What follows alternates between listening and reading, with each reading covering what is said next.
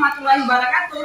Salam dan bahagia untuk guru seluruh Indonesia. Perkenalkan, nama saya Ria Fitriani, SPD CGP Angkatan 6 Kabupaten Gayo. Saya adalah guru SD Negeri 1 Belang Kejeren. Di sini hari ini saya berkesempatan untuk mewawancarai dua kepala sekolah untuk mengetahui bagaimana beliau dalam mengambil keputusan saat dihadapkan dengan kasus dilema etika atau bujuk moral.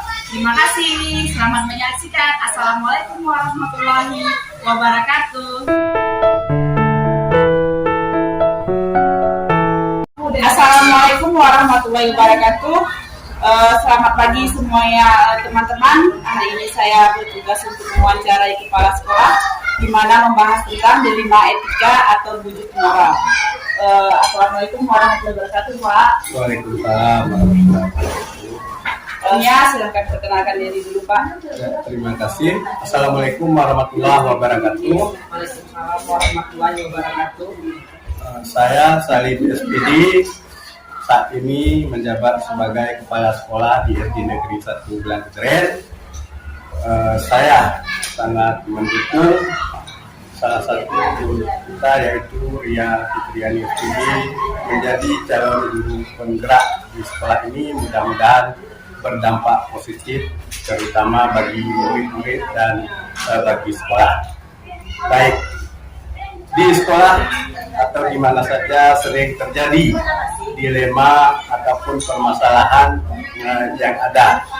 Oleh karena itu kita selaku kepala sekolah harus bijaksana dalam menyikapi ataupun menyelesaikan kasus-kasus yang terjadi baik antara siswa dengan siswa maupun antara siswa dengan guru atau antara guru dengan guru. Nah, ya Pak.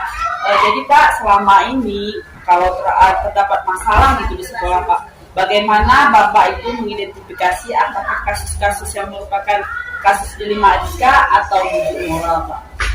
Baik, selama ini sering terjadi kasus-kasus ya, baik di dalam kelas maupun di dalam sekolah, baik itu tentang moral, etika. Itu yang pertama sekali ya, kita harus memanggil yang pelaku dalam kasus ini, kemudian kita identifikasi masalahnya, lalu kita diskusikan, kita musyawarahkan mencari solusi terbaik, baru bersama-sama kita ambil suatu keputusan. Iya, betul Pak ya. Seperti yang Bapak bilang bahwa kita harus panggil dulu baru kita bisa mengidentifikasi ya Pak. Selanjutnya Pak, bagaimana Bapak menjalankan keputusan pengambilan keputusan di sekolah Bapak, terutama untuk kasus-kasus di mana ada dua kepentingan yang sama-sama benar misalnya atau sama-sama mengandung nilai kebajikan. Baik, memang hal ini sangat sulit kita putuskan, namun setiap permasalahan itu pasti ada jalan keluar atau solusinya. Sesuai dengan apa yang saya sampaikan tadi, saya panggil dulu satu persatu, kita lihat keterangannya, apa yang dia sampaikan, apa permasalahannya. Selanjutnya kita panggil pihak yang kedua juga melakukan hal yang sama. Setelah kita mendapat jawaban dari kedua orang atau kedua kubu yang melakukan permasalahan ini, lalu kita musyawarahkan dengan dewan guru yang ada di sekolah. Kalau perlu kita panggil orang yang terkait di sekitar sekolah yang peduli dengan sekolah seperti tokoh masyarakat atau komite sekolah, lalu kita identifikasi kembali bersama-sama kasus tersebut. Setelah kita lihat memang kedua-duanya benar, namun kita lihat mana yang paling benar, mana yang terbaik, maka kita ambillah suatu keputusan itu meskipun itu berat ke yang terbaik dan tidak merugikan pihak yang satu lagi. Iya.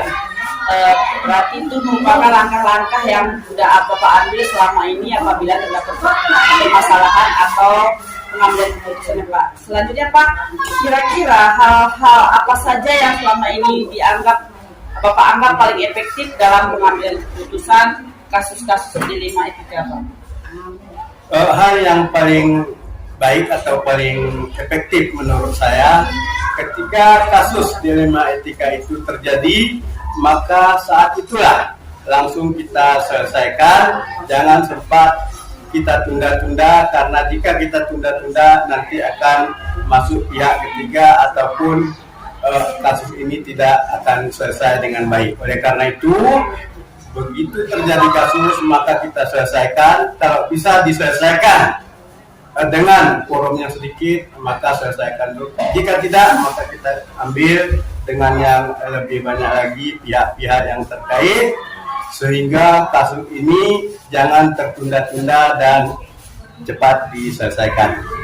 Baik Pak, selanjutnya Pak, kira-kira selama yang menjadi tantangan selama Bapak mengambil keputusan itu, keputusan pada kasus-kasus dilema etika itu apa Pak? Tantangannya apa itu Pak, pas Bapak saat mengambil keputusan? Baik, memang dalam mengambil sebuah keputusan itu sangat sulit dan memang banyak sekali tantangan yang perlu kita hadapi dan kita selesaikan. Hal ini memang menjadi problema kita yang sudah kami lakukan saat ini, yaitu tantangannya salah satu korban yang tidak mau menerima keputusan yang sudah kita buat. Ini memang yang sangat berat sekali. Namun hari ini juga kita tidak boleh menyerah, harus mencari solusi yang terbaik. Jika memang dengan apa yang kita sampaikan, apa yang kita putuskan, yang korban ini belum menerima dengan baik, maka kita cari solusi. Orang yang terdekat dengan pihak korban kita panggil, kita bujuk, ya, kita sampaikan, kita nyatakan apa keuntungan dan kerugian jika kasus ini dilanjutkan. Mudah-mudahan dengan kerjasama yang baik, dengan usaha yang maksimal, itu kendala dan tantangan itu bisa teratasi dengan baik. Terima kasih atas jawabannya. Selanjutnya Pak, apakah Bapak memiliki sebuah tata cara atau jadwal tertentu dalam sebuah penyelesaian kasus dilema etika? Apakah ada langsung menyelesaikan di tempat atau memiliki sebuah jadwal untuk menyelesaikan? Bentuk atau prosedur seperti apa yang Bapak jalani? Baik, untuk menyelesaikan sebuah kasus atau permasalahan yang terjadi di sekolah ini, kita memang tidak punya jadwal tertentu. Begitu kasus itu ada, maka saat itulah harus kita selesaikan dengan baik, dengan mencari solusi yang terbaik, memanggil apa mengidentifikasi masalah, mencari solusi, kemudian baru memutuskan dengan menguntungkan semua pihak. Baik Pak, selanjutnya Pak, apakah pada saat Bapak mengambil keputusan, adakah seorang atau faktor-faktor yang selama ini mempermudah atau membantu Bapak dalam mengambil keputusan dalam kasus-kasus dilema etika? Baik, dalam sebuah keputusan itu memang perlu ada bantuan ataupun dukungan dari semua pihak. Namun saat ini yang sering terjadi kasus-kasus di sekolah kita ini, yaitu dukungannya terutama pihak sekolah, yang khususnya dewan guru, barangkali wali murid, komite, semua itu akan kita panggil jika memang dibutuhkan dan perlu penyelesaian dengan baik dan tepat. Baiklah Pak, selanjutnya Pak, pertanyaan saya, dari semua hal yang telah disampaikan oleh Bapak, pelajaran apa yang dapat Bapak petik dari pengalaman Bapak mengambil keputusan dilema etika? Baik. Dalam sebuah kasus itu memang perlu diselesaikan dengan baik dan dengan cermat, teliti, dan tidak merugikan salah satu pihak. Oleh karena itu memang kasus-kasus itu pasti akan terjadi, baik di sekolah, di masyarakat, atau di mana saja. Oleh karena itu, jika ada kasus-kasus, maka cepat-cepat kita selesaikan dengan baik dan bijak, dan mudah-mudahan kasus-kasus tersebut tidak terulang kembali, baik kepada yang pelaku maupun kepada yang belum menjadi pelaku. Oleh karena itu menjadi pelajaran bersama kita, kasus-kasus itu akan kita selesaikan dengan baik. Mudah-mudahan ke depan tidak akan terjadi lagi. Jika yang sudah terjadi itu menjadi pelajaran bagi kita, mudah-mudahan sekolah kita tetap baik, aman dan berjalan dengan Terima kasih Pak atas waktunya karena Bapak sudah berkenan untuk saya wawancarai, di mana ini sangat penting bagi saya Pak sebagai calon guru penggerak. Bisa saya jadikan pelajaran ke depan apabila saya mengambil keputusan sebagai seorang guru bisa lebih bijak. Dan terima kasih atas waktunya Pak. Assalamualaikum warahmatullahi wabarakatuh.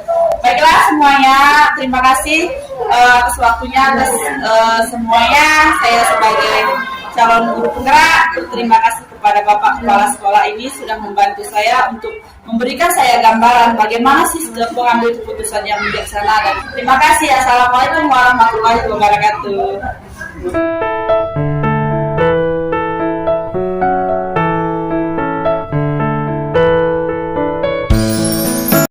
Assalamualaikum warahmatullahi wabarakatuh. Salam dan bahagia untuk guru seluruh Indonesia.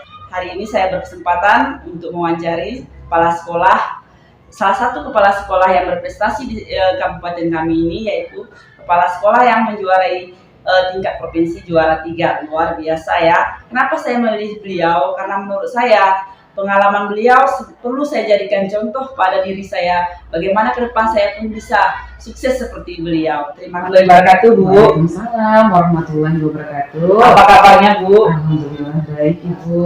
Alhamdulillah baik ya, Bu. Kebetulan saya juga baik, makanya sampai ke sini ya, Bu. Seperti saya sampaikan semalam ya, Bu, saya ingin mewawancara Ibu mengenai bagaimana cara Ibu untuk mengambil sebuah keputusan untuk menghadapi kasus-kasus yang ada di sekolah Ibu. Sebelumnya silahkan perkenalkan diri dulu, Bu. Baik.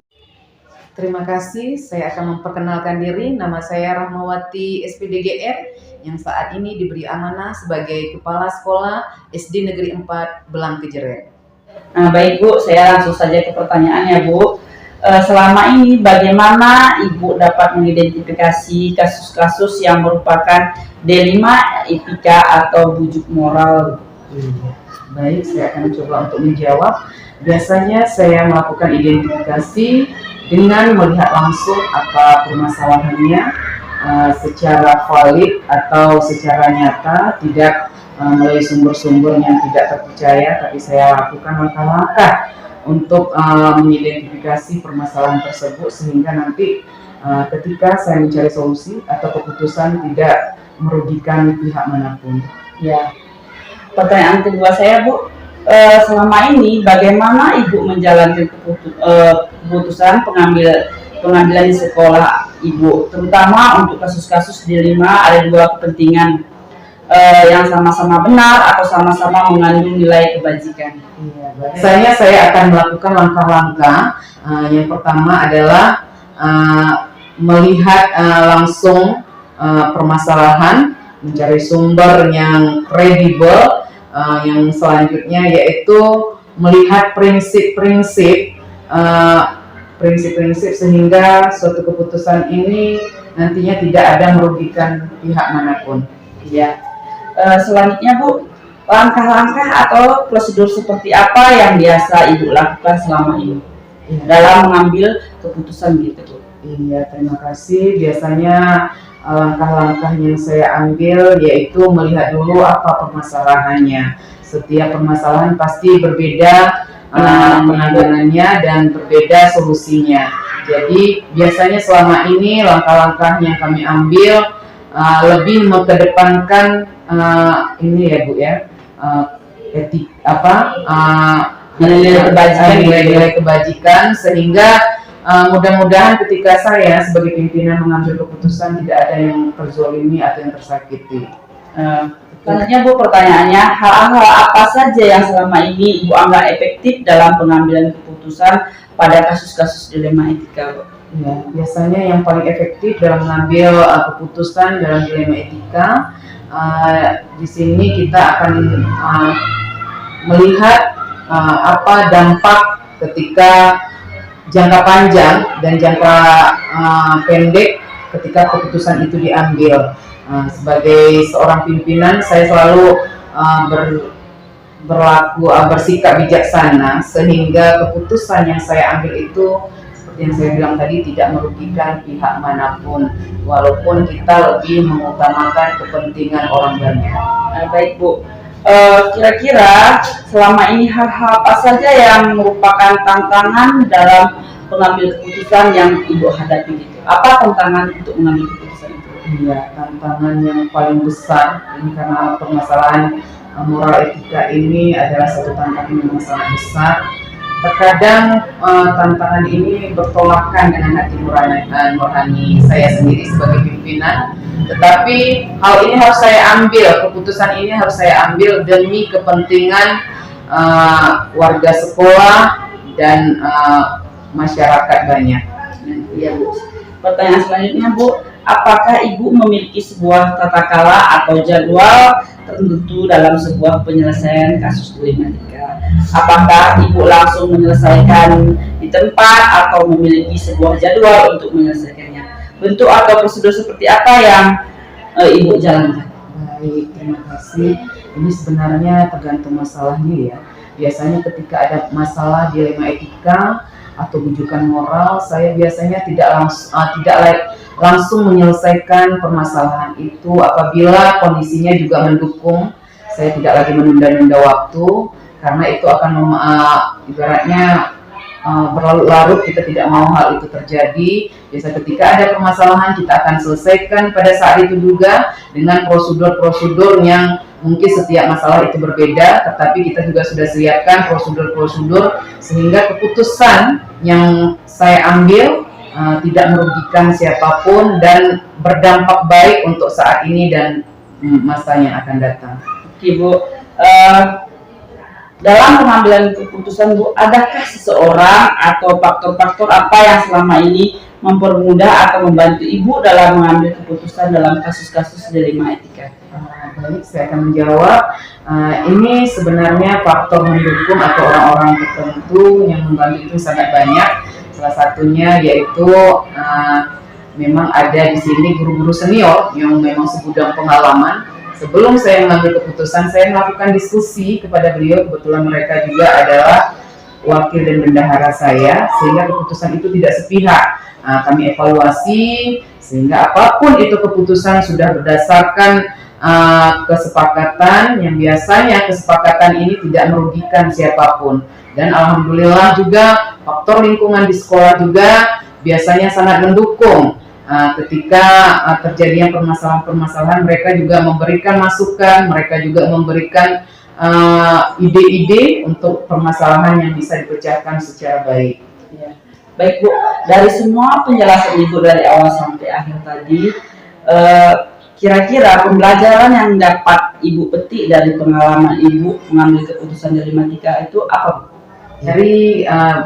Jadi berdasarkan uraian di atas, saya bisa mengambil kesimpulan bahwasanya setiap mengambil keputusan, saya harapkan keputusan ini tidak merugikan siapapun dan endingnya kami bisa menciptakan suasana pembelajaran yang gembira, bahagia, sehingga tidak ada tertekan dari pihak manapun, sehingga SD Negeri 4 itu dapat mencerminkan sekolah yang ramah, tamah, dan menyenangkan.